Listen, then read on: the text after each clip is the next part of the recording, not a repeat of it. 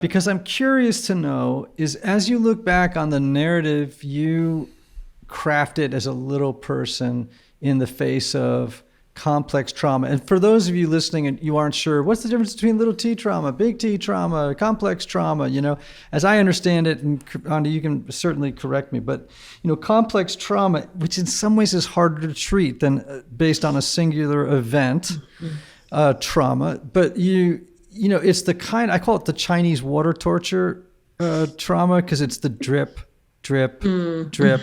It's sort of the, if you grow up, for example, in an addicted household, it's the day after day after day after day experiences, and they can be small, they can be large, but they are unrelenting, and they go on for a long period of time. And in the aggregate, that whole experience is capital T trauma, because even though you can't push, you can't point and go, that was the moment. It's like, no, I was mugged 1,000,000 times.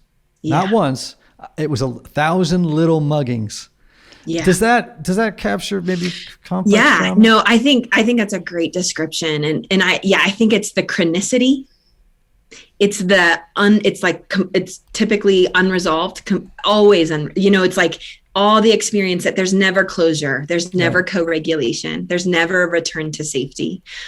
For me, the little T trauma, I had it's hard. Even when I talk about little T trauma, I don't want people to minimize what I mean when I say little T trauma, because I think similar to what you're saying with like complex trauma is that these experiences add up.